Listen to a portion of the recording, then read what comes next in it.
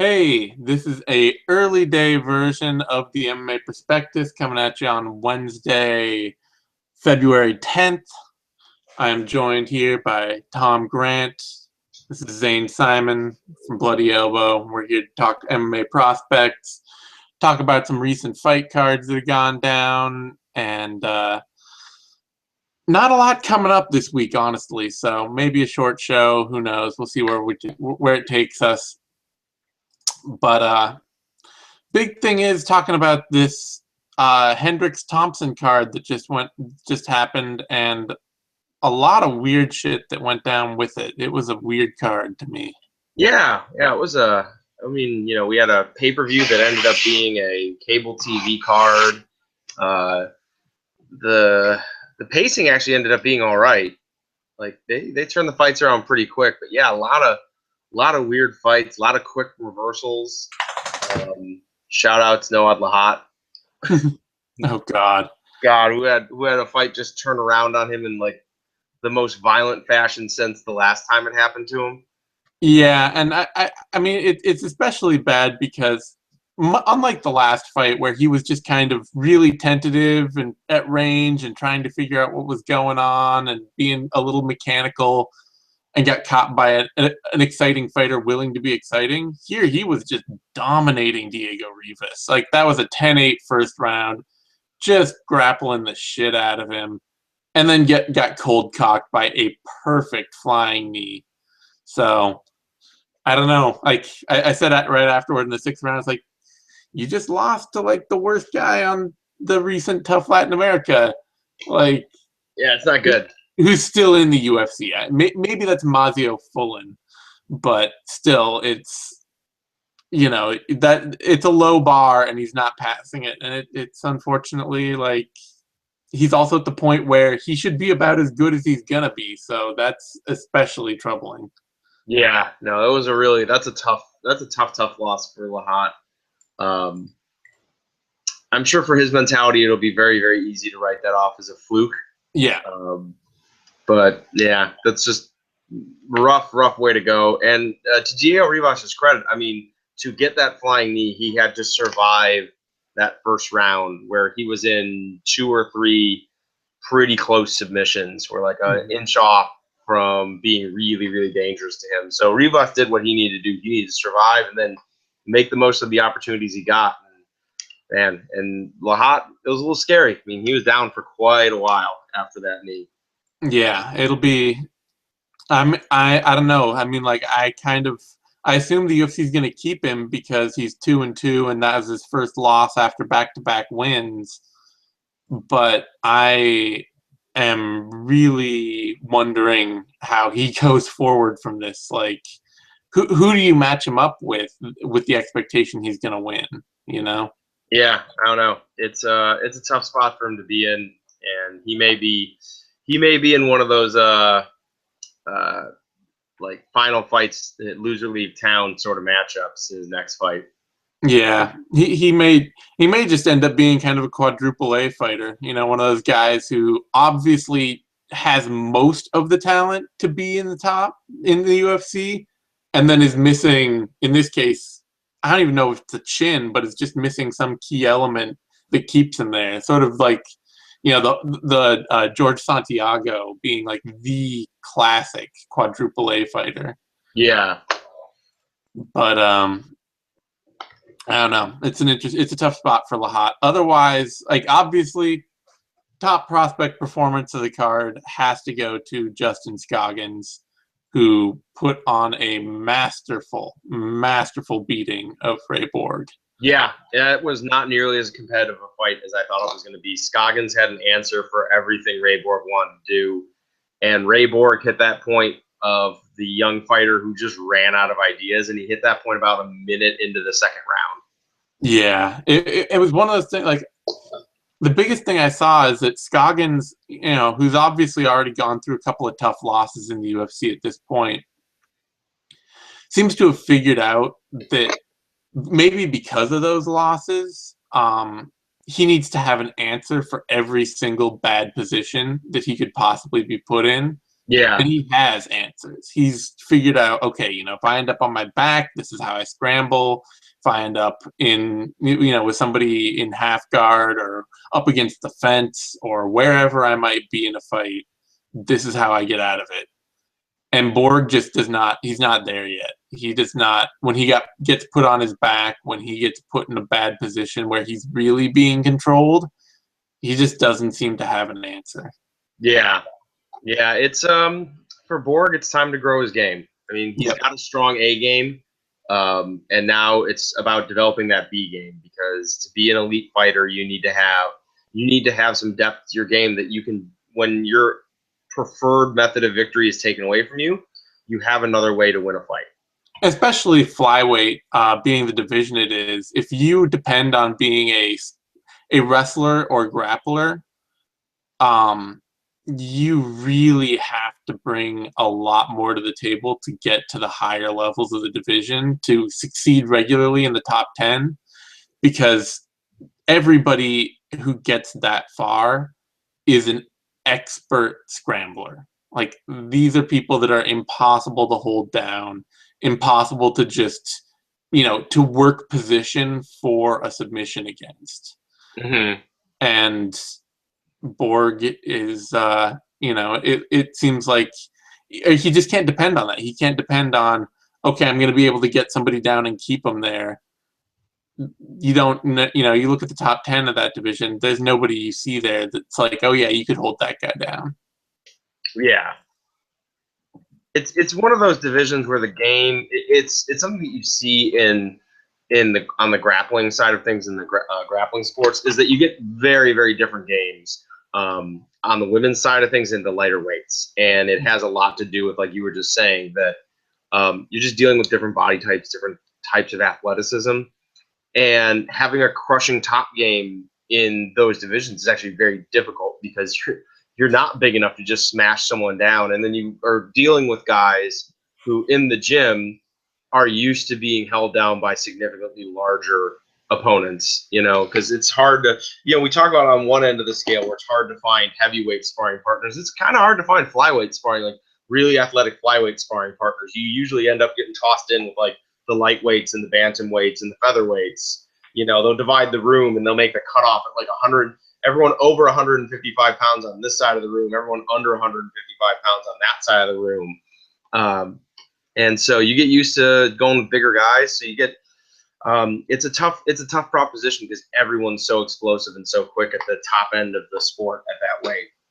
Yeah, I think it's one of those things where, like, I I've talked about how with heavyweights you see chins do not size up proportionally, Mm-hmm. by and large. Like, most, you know, heavyweights are strong to the point, like, and they're big, but you're not going to get like a way better chin on a heavyweight than a lightweight. It might be somewhat better, but for the most part, it's going to be like, it's just not something that sizes up that way. So you see a lot more heavyweights get knocked out because everybody's huge and strong. And with flyweights on the other end, strength doesn't size down proportionally. Like, yeah, guys may be weaker. A flyweight might be weaker than a lightweight, but not way weaker. You know, Yeah. even if they're way shorter, it doesn't mean that they're going to be way less powerful. And so, you know, you get down there with somebody where you're going against somebody who's only 125 pounds, and you're proportionally not that much weaker than you know, somebody who's bigger than you. And it's just a lot harder for them to keep you down, because you can leverage your strength a lot better. Yeah, I think that's I think that's actually a really good point. And when you think about it, or when I think about it, because I think about the guys I train with regularly, and some of the guys I have the hardest time holding down are smaller than me, and a few of them are actually quite a bit stronger than me, just depending on like what they do and the athletic backgrounds they come from. And they just have this explosive strength that some of the guys that I train with who are much bigger than me, one of them being a former college lineman, just doesn't have. He's got all sorts of other kinds of athleticism. But I'm not worried about a huge explosive bridge and then like a huge explosive hip out back to his feet from that guy. Whereas with the other ones, I'm very, very like, that's one of my primary concerns when I'm trying to hold some of the other guys down. Yeah, it's one of those kind of amazing things about how anatomy works is it's really like we don't just proportion out. It's not like, oh, there's the standard, and then you size everything up for a heavyweight and size everything down for a flyweight. It's like, okay, certain aspects of the body types and of certain aspects are going to be a lot different, and certain aspects are just not going to be that much different. They're really just, they're going to be a flyweight's going to be a lot faster than a lightweight and may still be nearly as strong, and it's not going to have a worse chin. Yeah, there's a lot of different types of athleticism and a lot of ways to leverage them to make them work. And we tend to think of speed and like just like pushing and exploding power as like what defines athleticism, but there's a lot of other aspects to it. Athleticism, coordination, are all flexibility. I meant are all part of that athletic like package. Yeah, I mean that's one of the biggest things you see as you go way up in weight is it's not necessarily that you find guys are way less they can be less slower or less explosive or less dynamic, but a lot of them too are just like less coordinated. Yeah. They have a lot tougher time putting together a complex system of movements from muscle memory. Yeah, a conversation that I had on Twitter, and I forget who with recently, but it was basically it was me, Ben Tapita, and somebody else talking about how BJ Penn very well might have been one of the best like athletes to come through fighting, and the explosion and like the pure strength aspect, they're there for BJ Penn, but not in spades. But like the incredible dexterity and flexibility and coordination on his part, where he could just learn things so quickly. Those things really, those feed into athleticism just as much as the other aspects. And in fighting, those are pretty invaluable tools because John Jones is not a freak, like explosive athlete. When you put him next to his brothers, when you put him on a basketball court or on a football field, he's really not that impressive of an athlete. But one of the things that made him so impressive when he was coming up was how quickly he learned and applied skills that were outside of his skill set to begin with. To the point where he was talking about watching videos on YouTube and then doing the moves in fights without ever really having trained them. That's its own type of athleticism that is really valuable and doesn't get talked about very much. Yeah, well, as we've seen Jones go on too, a huge part of his athletic ability is his ability to use his frame to leverage an inside game and to create leverage inside and to create control inside. Because at range, he is a functional range striker, and we see him depend a lot on kicks to maintain range. But you watch him in like straightforward boxing with guys at range, and he gets hit. Like Alexander Gustafsson hit him. Daniel Cormier tagged him a lot coming into the pocket as they were, closing each other down in that fight. Like it's not like he's just this amazing, and it's not like he's Anderson Silva out there who's just dodging every single thing and has this amazing ability to be like supernaturally coordinated and elusive. He's really like his athleticism is just different. Like the ways he can apply his athletic gifts are different than what people expect given his build, because everybody's just like, oh, well, he's freakishly long, and so that makes a huge difference and it helps. But where he usually seems to really apply it is in close. Yeah. No, I think it's one of those informative things, and we see those like physically imposing, explosive athletes come to MMA, and some of them do really well, and some of them seem to be missing something. Just always seem to be missing one thing, and I think it might be that like that coordination or that like ability to make things flow together. That it's all part of. It's about making your athletic package work in whatever it is that you do. Yeah, and one, of course, is the big part of it too is that MMA is such a high options game. You have so many possibilities out in front of you at any one time. Yeah.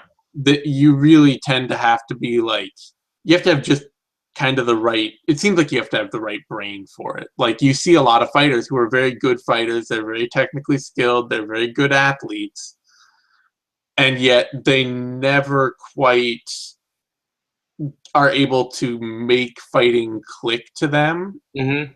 And it's always sort of, like I think of like Matt Mitrione out there. He's obviously a very good coordinated heavyweight athlete. Mm-hmm. Fast, light on his feet, has learned how to box in combination reasonably well for a guy his size with zero combat sports experience.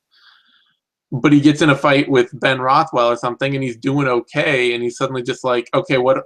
I don't know what to do. I'm just going to shoot. Like, I'm just going to try something new. And it's not, he's not seeing all the options in front of him. He's just taking something because he needs to change something. Yeah. And that headspace is very hard to create. We see fighters all the time. You think of like Maximo Blanco, and you can tell he's just, everything he's doing is just sort of, it's like, okay, I'm just going to do this, and whatever else happens, that's fine. I don't care. I don't need to, I'm not thinking about the other person at all. I'm just going to do what I do.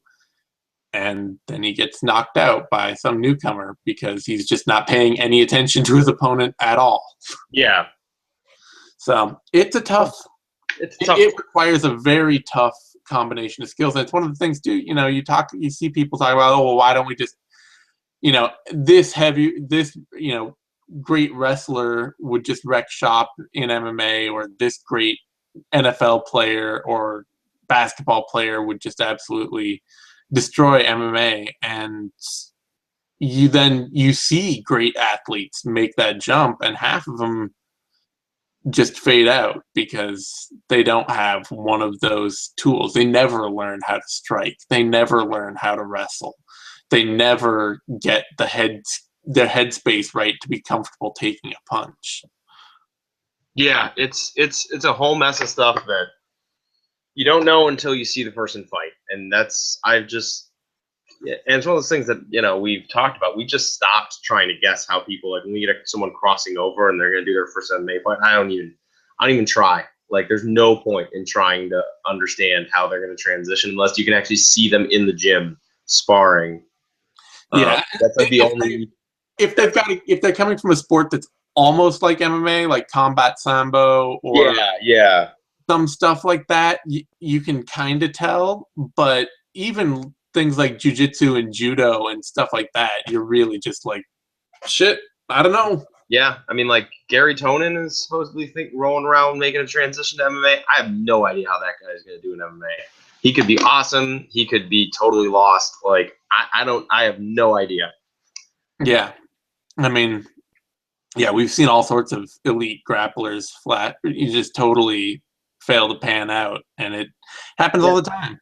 It's been happening since like the beginning of the sport. Like, we've had like, really elite jiu-jitsu guys come in and look really average. We've had gold medalist wrestlers come in, get submitted like 10 times, or like not 10 times, get submitted like 3 times and be like, fuck this sport.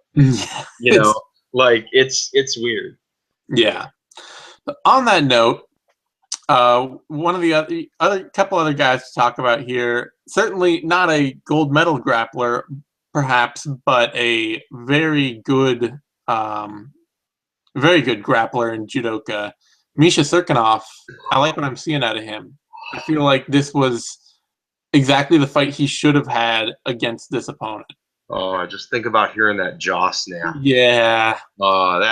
So first of all, public service announcement: tucking your chin is not a choke defense. You're gonna get your jaw broken. Two on one, right? That's the choke defense. Yeah, you got to control that arm that's coming across your face, because the face crank is real. It's a very real thing, and that was a fantastic finish for him. I shared that out with a couple friends of mine who were at a Sambo camp in New Jersey with Riley Bodycomb, and apparently it got passed around the gym because everyone just absolutely loved seeing a face crank finish in the UFC. finished strong for Serkinov. Obviously, we got to see those strong points of his game, and in the first round, we got to see the weak points of his game. His footwork is not very good. Yeah, he had a lot of trouble kind of walking Alex Nicholson down, and if he's having trouble there, he's going to have trouble at the higher ends of this division. I mean, we talked about the fact that he's mostly a finished product coming off the regional scene. And he is an exciting prospect, but we also, neither of us really expect him to be like an elite guy. We expect him to be like a top, maybe a bottom half of the top 10 sort of dude who might get a title shot just for like pure interest factor and like getting someone else in there who might go on a run. But I think he showed both the strength and the limitations of his game in this yeah. I mean, I think the thing I would say that I'm actually really makes me a little higher on him than I have been is that from where his striking was as a regional fighter to where it is now is a massive improvement. His footwork is still bad and still clunky, but he now looks like somebody who, if he gets the chance to have somebody right in front of him and throw hands, he is comfortable brawling, and he's found the power and coordination there to at least deliver good strikes consistently. And that was something on the regional circuit where he was just kind of like this super wooden, clunky, if he landed a big shot, it was kind of a minor miracle fighter. Yeah. Yeah, so I think it is obviously, he's improving, but still, it's one of those things. I'm looking forward to seeing him moving up the division, but it's going to be something that he has trouble with. Yeah, it'll further up he probably keep him out of the top 5 long term. Yeah, but sure. I mean, we've also seen Ryan Bader go through this too, where like he was this super clunky striker who would occasionally be able to land a big shot and get knocked out bad, and he's improved to the point that he's he's at sort of at the top 5 level, but he still gets wrecked up there. He Ryan Bader's it. So I mean, Serkinov, he could be very much that kind of fighter. Yeah.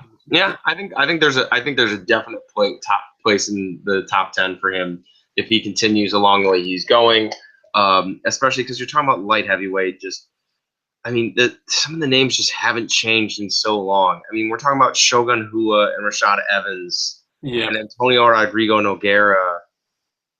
Yeah, any top 10 Little Nog, or any top 15 that includes Little Nog in 2016 is a weak top 15. Oh god, yeah. I mean, like, is there any doubt that Serkinov could do some serious work against Little Nog and against Mauricio Shogun Rua, against Patrick Cummings?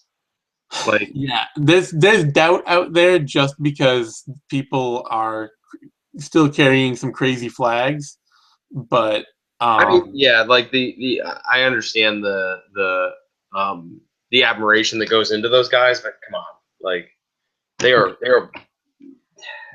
amazing technical guys, but they're not athletically up to the game anymore. They're just so broken down. Pretty much, it does feel that way. On that note, we had 2 heavyweights who, I gotta say, despite the fact that one of them's already beaten the other, if you had told me which one of these guys would be much more likely to be a top 10 heavyweight in the next year, I would not have picked Derek Lewis. Yeah, Derek Lewis looked good. He looks like he has figured out how to be a heavyweight in the UFC. Yeah, I mean, I think Damian really, on the flip side, Damian looked really poor. He seemed lost in positions where like modern MMA fighters need to have like an instant reaction. I'm thinking specifically of having a guy standing over you and just like having your guard open on your back, and he just had no idea what to do. And Derek Lewis was going like straight 2005 chute box, throw the feet aside, and then come in with a big punch, like guard passing multiple times. I mean, it was not like once or twice. It was like 3, 4, 5 times in that fight. We saw the same thing. It was the strike that ended the fight came off of that exact position. So Derek Lewis is coming along. He looked really, really good. He ran through a guy who is experienced and athletic, but maybe not the most up to speed with like the modern MMA game.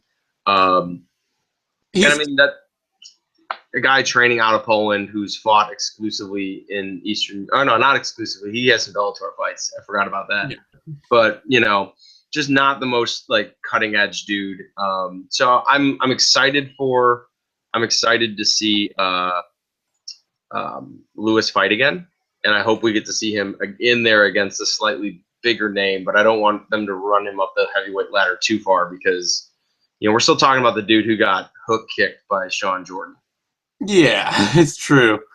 Obviously there's some reason to wait. He's been knocked out a couple times in the UFC, and he is a knockout artist. And so anytime you've got a knockout artist who gets knocked out at heavyweight, you've got somebody who can potentially lose his best fight. But I do like what I'm seeing out of him. The biggest thing being that he's become patient. Mm-hmm.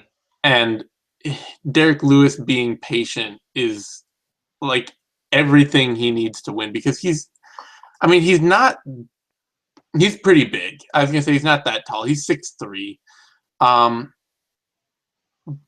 But he seems like one of the most powerful heavyweights in the division. Like, yeah, he hits really hard. And it's not even just hits hard. It's like he's got that Ilir Latifi body going on, but he's 6'3", where it's like Ilir Latifi, he looks big and strong and powerful, but Ilir Latifi is probably like one of the strongest guys in the UFC. He's just from a pure muscle powerlifting ability. Yeah.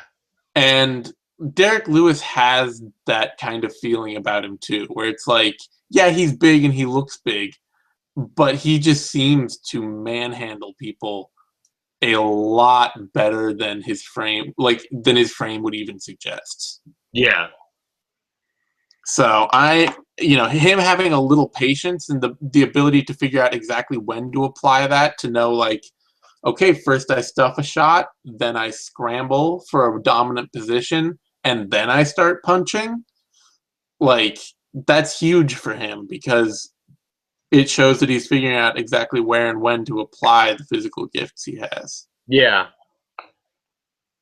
So I'm very excited by that. Much, much less excited by Jared Rosholt and his prospects of becoming a consistent top 10 force, which I frankly thought he was pretty sure to be, just with wrestling and nothing else. At some point, this division has to turn over, right? Like, at some point, heavyweight has to turn over. Like, yeah. And it's not going to be because the top 10 fighters die of old age, right? No. I don't know. Like, I was sure that Jared Rosholt would just, like, insinuate himself on the top 10, essentially. Like, he would just be this wrestling force that put on boring fights, but because nobody wrestles in that division, would win more often than not.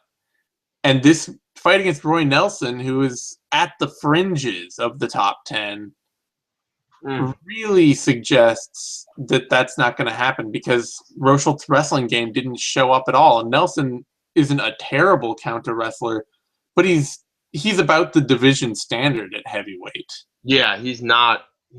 Nelson's a average heavyweight wrestler, which is to say not particularly great. Yeah.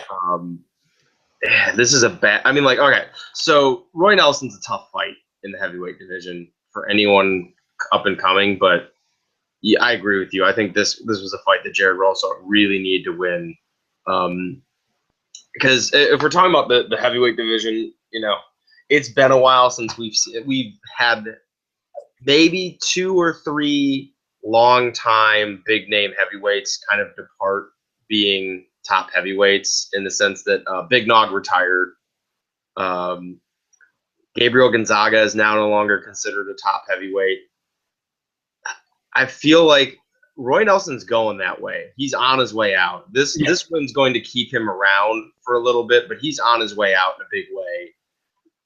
other than that, we're talking about the same guys we were talking about 7 years ago with Andre Yeah. Arlovsky and Josh Barnett and Alistair Overeem, and we got like one or two new names in there. But for the most part, it's been the same couple names for a while. And whereas like welterweight, I'm expecting to turn over in a big way in the next like 2-3 years because of all the young talent coming in. I don't see the turnover happening in heavyweight. Like it's just there's no one to take this. There's no one to take their place. Yeah, I mean the UFC, to their credit, they are working to find the new faces right now. They have a third of that division has been signed in like the past 6 months. Yeah. So they are working hard to figure out who the next great heavyweights are. And it's just that they haven't. I think a big part of it is that that's not something that they've done in the 4 or 5 years, in like the 5 years previous to right now. Yeah. For the last 5 years, they've taken big, experienced guys when they've come on the market, and that's it. Like they've taken familiar faces who were out on the out as free agents. Guys like Arlovsky, guys like Overeem, guys like Barnett. When these guys finally became available, those were the guys the UFC was out hunting. And they didn't take any new talent at all. And now they finally are starting to.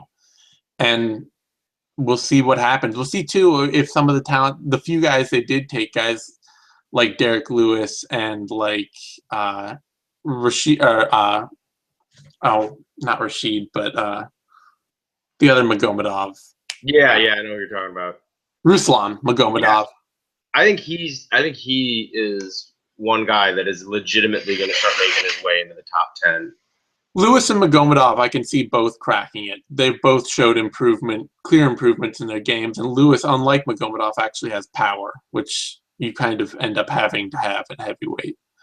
But it'll be interesting to see who this new class that they've scouted out. I think, if they can baby step Ngannou, he has every ability to be like the next great heavyweight. Yeah, I think that's fair because just looking at it, I'm like, there are more guys who are clearly on. Like Antonio Silva's clearly on the fall. He hasn't won a big fight since knocking out Alistair Overeem. Frank Mir is barely keeping his head above water right now. There's a lot of guys who are still hanging around who are probably on the precipice of a big cliff. Yeah, they very much are, and so those guys fall out, there will be names to replace them, but it's heavy. It's just so hard to know which, and it's so hard to know which of the guys they brought up are just going to stick around for like 5 more years and then get better. Are just going to be there forever as some face, and then suddenly you'll be like, oh wait, this guy's borderline top 5 now. I had no idea. Yeah, it's the heavyweight is going to be one of those divisions where someone's going to get like a ranking, and people are going to be like, "That's outrageous! How can you rank this guy like number 7 in the heavyweight division?" And then the question is like, "Well, who would you rank above him?" And then you start looking at, you're like, there's there's no one else. Got it. Yeah, we've already had a couple of those, honestly, where I mean, Roy Nelson is like the prime candidate for that, where you're like, for a while he was like climbed way up into the top 10, might have been like 6 or 5 or something. And it's like, what? Roy Nelson? And then you look at it, you're like, oh yeah, okay. Yeah, I'm with it. I'm on board now. Yeah. Otherwise, this event also has seen, Stephen Thompson surefire graduate now to elite fighter status. Yeah, that was really cool. Like that was totally unexpected. I mean, I think I gave Thompson like a path to victory on here that was like he might eke out a weird split decision. Yeah. Didn't see him kicking Johnny Hendricks' ass quite so thoroughly in like the first 4 minutes of the fight. Like that was pretty incredible. And quite frankly, if you told me that the dude who entered the UFC against Dan Stitchen back in 2012 would be a title challenger by 2016, I would not have believed it. Like, People were, you remember people were mad when he got that. Like, they're like, oh my God, they're softballing him. They just signed some dude off the regional scene to come in and lose to him. This is bullshit, you know? well, it's funny because people thought that, there was this whole initial idea that, like, oh, Stephen Thompson is a big deal. He, Wonder Boy was a big deal being signed, and I never saw it. Like, I was just like, okay, he's got a padded American kickboxing record that is essentially meaningless, Yeah. and he's going to be an okay action fighter for the UFC, and that seems reasonable. And he's just gotten better and better and better and better, to the point where he is now a legit title contender, and he's done it in pretty damn short order. Yeah, I mean, it's again, we're talking welterweight as a division, another division that is legitimately set to turn over. There is a lot of young talent coming up there, and there is a lot of talent that is starting to age in the top 10, and we're starting to see it happen. I mean, this is one of those fights where this is a sign that welterweight is starting to turn, to me. Yeah. When you're talking about this, Stephen Thompson is now in his 6th year of professional MMA fighting, which we always talk about as you coming into your prime. Johnny Hendricks is in the 9th year of his professional MMA fighting, which we talk about as the tail end of your prime. The decline starts, like the decline, and some fighters balance it. They decline very gracefully. They stay in the top 10. They can get wins over other big fighters because while their athletic abilities start to decline and their overall like sharpness starts to decline, they can maintain like a veteran savvy and an experience level that makes up for it. But they just start losing close fights with elite fighters that, 3 years ago they would have won. Mm-hmm. And Johnny Hendricks kind of seems like he's entering that. I mean, we're talking about Robbie Lawler being the welterweight champion. That's not going to last forever. That is not going to last forever. He's not going to be one of those long-running dominant champions that we think of when we think of UFC champions. He's very much an interesting story, like a great story of like a comeback of like a guy who was a journeyman fighter who became a champion. He's not going to be a figurehead of that division. And I mean, Rory McDonald is what can still considered to be one of the young guns in the top 10. And how old is Rory McDonald? Isn't he like 30? He's 27, I think. Oh, sorry. No, he's 27. I was thinking of somebody else. No, but he's also been fighting for a hell of a long time. Yeah. For a lot longer than would make somebody a true young gun. Rory McDonald, to me, is one of those fighters that is started so early that he's probably never going to be a consistent, very elite performer. He's actually 26 even. Yeah, so he's younger. It was Tyron Woodley. Tyron Woodley's actually 33.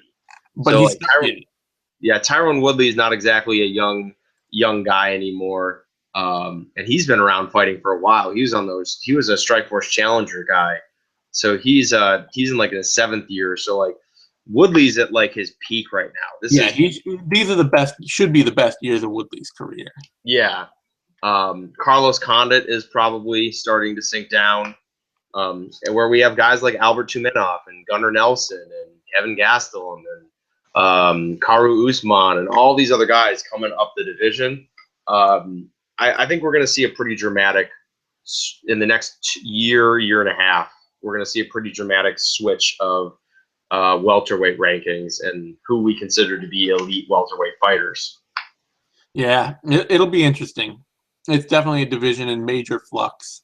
For Thompson, though, man, all that time he spent out on the East Coast, like running up and down the MMA scene there, training at Henzo's, training at Sarah's, being Chris Weidman's sparring partner for a lot of his fights, like getting ready for Lyoto Machida and getting ready for Luke Rockhold. Man, that's paying off because he looks fantastic. Yeah, no, I mean, it's really, Thompson has done great things, and I think it's a testament to how good some of those camps up there are as well. I mean, we know Serra-Longos is a good camp, but what they get out of fighters training up there, It just seems to be fantastic, and the Renzo Gracie, affiliations too. Those camps, it's a really good fight scene, and Yeah, Stephen Thompson seems like he's taking the best possible advantage of it. I'm firmly of the opinion that Renzo Gracie umbrella over there is probably the best grappling school there is. Like MMA, whatever. Like you got Danaher, Renzo, Faraz Zahabi, Sarah, like all falling under that umbrella. That's such a fantastic place to go train and learn, because that's a damn good set of people, coaches. And then you think about all the fighters that train under there and all the sparring partners you get, and that's I think all that is paying off for him. So one last note before we move on, get off this card, is I was really impressed by Alex White. Yeah. Kid looked way, way better than he ever has before. He's always, in his past UFC fights, looked like a very borderline talent. Mm-hmm. A wild brawler who is content to sit in the pocket and swing wild and hope that he hit you hard before you hit him hard. And he just absolutely picked Lobov apart for the first 2 rounds of that fight.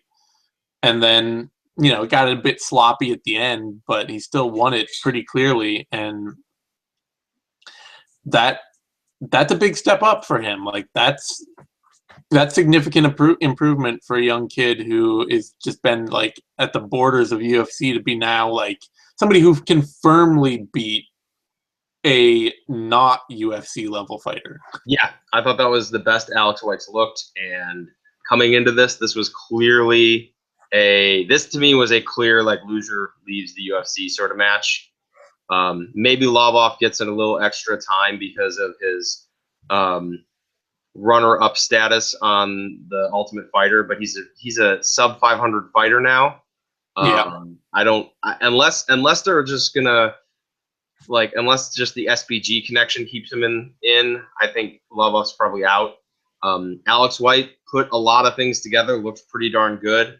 I think the biggest thing, I agree with you, that looked up to this point, he looked like a fairly average fighter, a fairly average athlete who was not a particularly fast striker and not a particularly powerful striker, but he sharpened up his game on the feet to the point where I think he could be a pretty effective fighter at featherweight.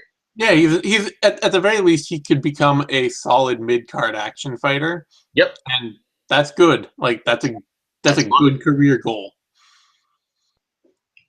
All right, so I want to turn quickly. There's not a lot going on. Before I look forward. Quickly look back over at this. Some of the other fights that happened this weekend, most particularly Absolute Championship Berkut, which saw not so young heavyweight prospect. I believe he's 34 actually, coming off a long injury. Zemilkan Umayev took a somewhat mediocre decision loss, first of his career, against a much more experienced Salimgiri Rasulov. Yeah, Headliner of the card. Rasulov is a much, much more experienced fighter, and it ended up just being a war of attrition, which Umayev was not ready for. He was he's a fantastic athlete. His grappling is not, and we said this last time, his grappling is not very good. And it bit him when he started getting tired in this fight, because he started getting taken down. And not only did he not have any semblance of an ability to get up, he wasn't able to like even put a defensive guard in place. He was getting mounted, back taken all over the place. Skills that can be learned by an elite athlete, but something he'll have to do. It's too bad just because he is very he's like an NFL defensive end kind of size and athleticism. Yeah, guy that guy that strikes like a welterweight at heavyweight, which is extra rare. Just the ability to like be that light on your feet. There are very, very few guys that move like that. But he's coming in late.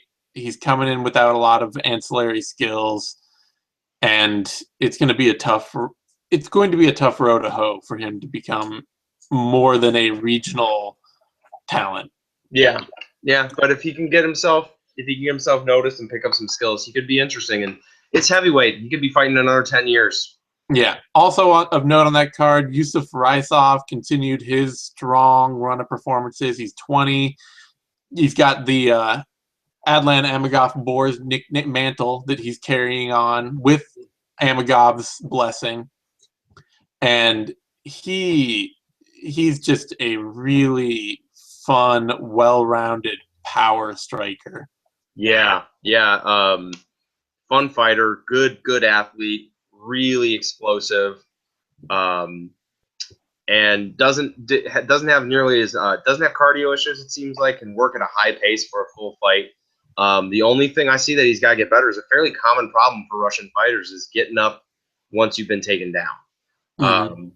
He really tends to favor like the hip out and then the stand up and base that you learn in like Brazilian Jiu-Jitsu on like the first day. Doesn't really seem to understand how to use the cage yet, but is starting to figure out how to use the butterfly guard. So that's good for his game. Really fun fighter, and he's a guy I would kind of expect to start getting looks from other promotions. Another guy I kind of expect to be in that position, and somebody that I could see the UFC bringing in as sort of a Mikhail Labout type signing, a European fighter who may or may not find solid success in the UFC as an action fighter, is bantamweight Damian Smigilski, who submitted Alexander Platenko with a triangle choke in their fight.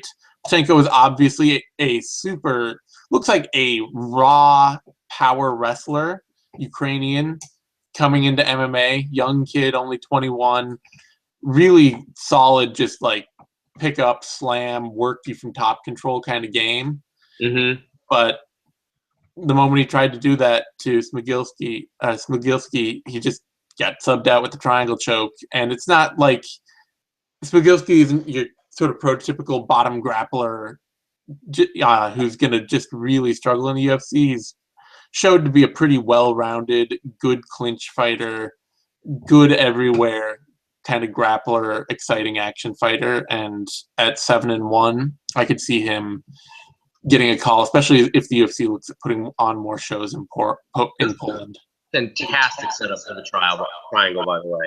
Just really, really cool, slick grappler. Yeah, like he's a seriously decent fighter, and somebody that I would like to see jump up to the next level just as a tough action fighter. Yeah. Otherwise, the whole show is up on YouTube. So if you were looking for something that you might have missed over the weekend, there are a lot of stoppages. I think there's 3 decisions on the whole card. So yeah, it's an action. I would definitely go look that up if you're looking to check out some young fighters. That's a great place to start. Otherwise, over at Legacy, was it Ricardo Ramos? I don't have the shoot. Yeah, Ricardo Ramos. Yeah, Ramos fought, and that he had a surprising upset loss early on. Quick submission. Submitted real quick by Manny Vasquez. I haven't actually caught that yet, but that was a pretty big shocker. Ramos is very much a hot prospect to watch. Cody East also got a head kick KO on that card. He's been a long-time heavyweight prospect, somebody that everyone assumes the UFC is looking at, and Dana White might be looking at for his next looking for a fight guy. Mm-hmm. So, especially with a head kick KO, that might be somebody that we see fairly soon in the UFC.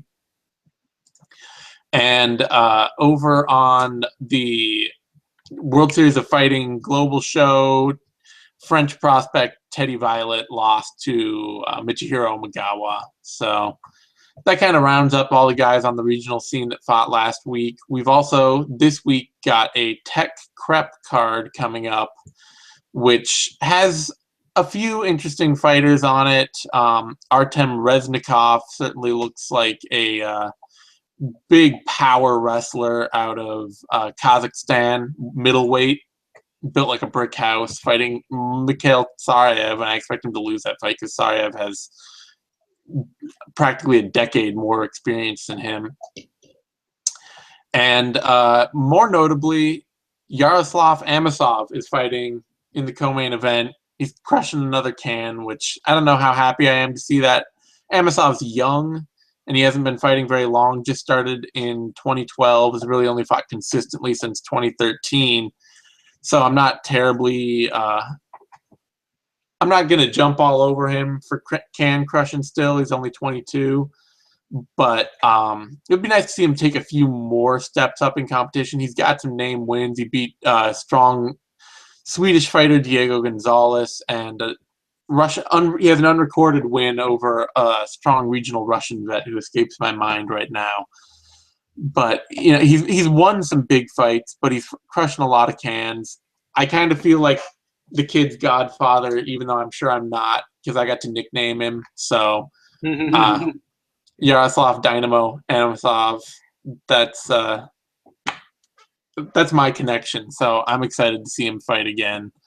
He's fighting on Tech Crep, which is probably going to be the biggest card this weekend. Also, Vladislav Parubchenko might be somebody worth watching, as he appears to have a pretty deep competitive combat sambo background, and out of Ukraine, coming out of the same camp as Yaroslav Amosov.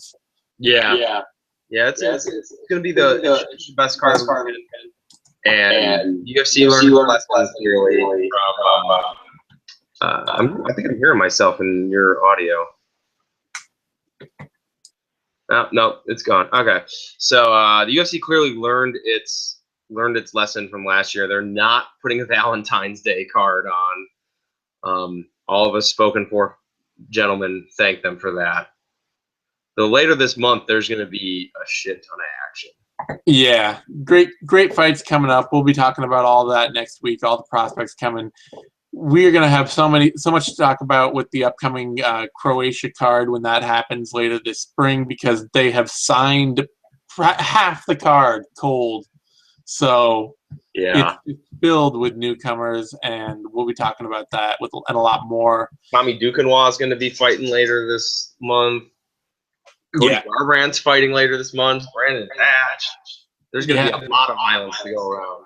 A lot of fights, a lot of violence, a lot of fun, lots to talk about. In the meantime, you can find me on Twitter at TheZaneSimon. You can find Tom on Twitter at TP_Grant. You can find us both over at Bloody Elbow. Thanks, everyone, for tuning in. Give us a like over on YouTube. Subscribe to our YouTube feed, MMANation.com. That's DOTCOM. Both those things help us out a ton. And we will see you all next time.